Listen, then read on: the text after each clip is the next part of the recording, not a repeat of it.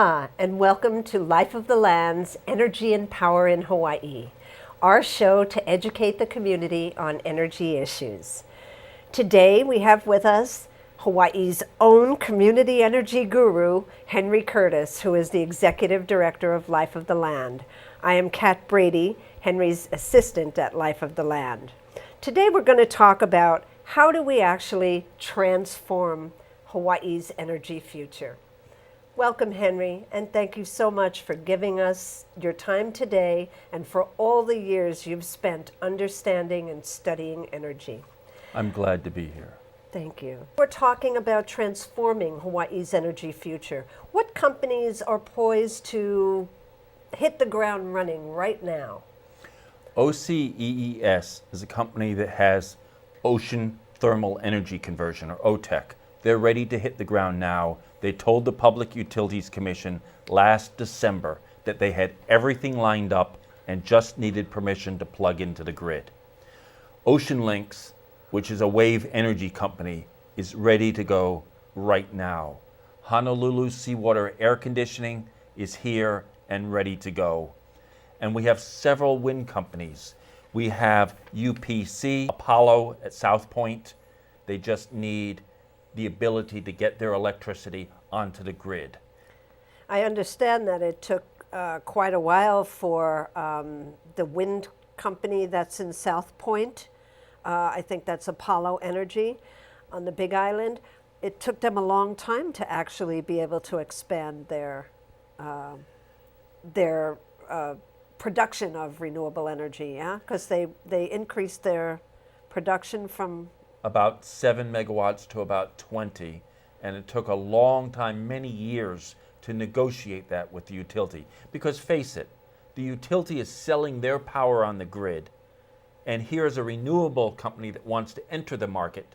If you can delay it 2, 3, 8 years, the utility is continuing to sell the electricity, but the company that wants to expand or to enter the market is having to pay engineers and everybody else to do the studies, but they're not having any revenue coming in. But wasn't Apollo, Apollo's been here for 20 years at least, yeah? Yes. And so they're a known entity.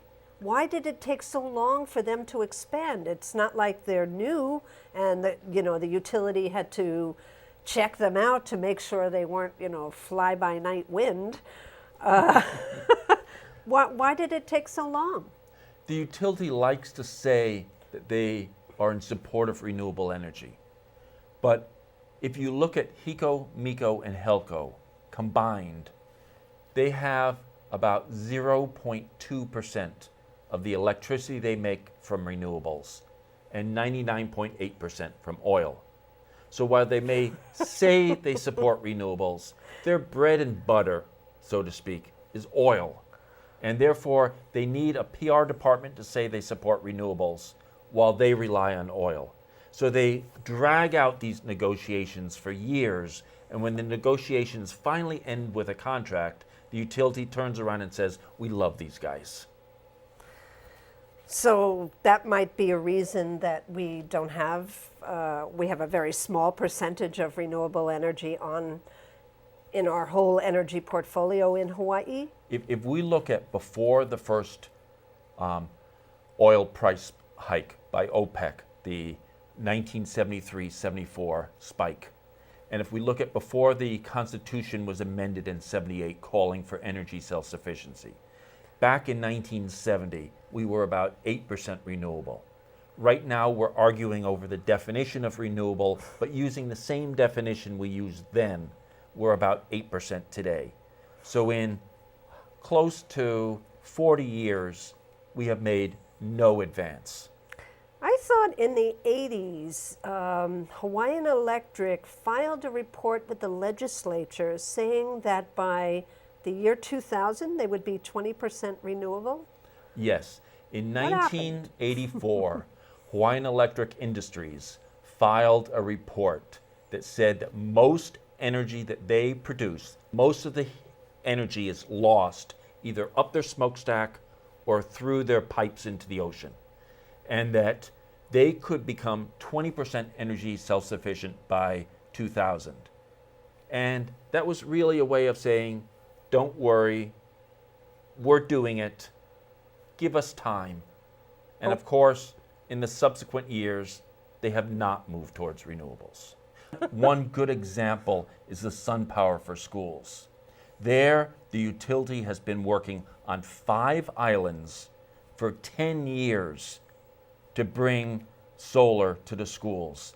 And in that 5 islands, 10 years, they have less solar in the state from this program than J&N Motors did in a flash in one of their motorcycle showrooms by Honolulu International Airport.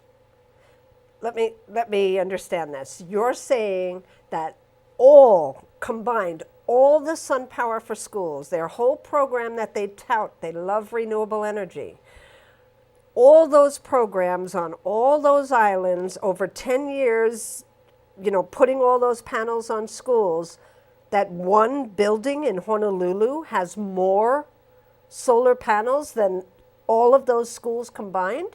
Yes. I remember during the struggle about the transmission line that Hawaiian Electric wanted to put atop Wa'ihila Ridge, one of the things they continued to say was, well, we need this because we need power in East Oahu.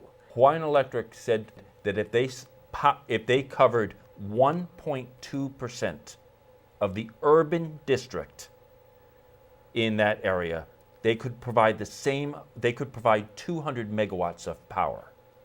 But, and this is a big but, they would not look at rooftops. They would look at empty, vacant, flat land somewhere. And being unable to find a vacant, flat field, they gave up on the issue.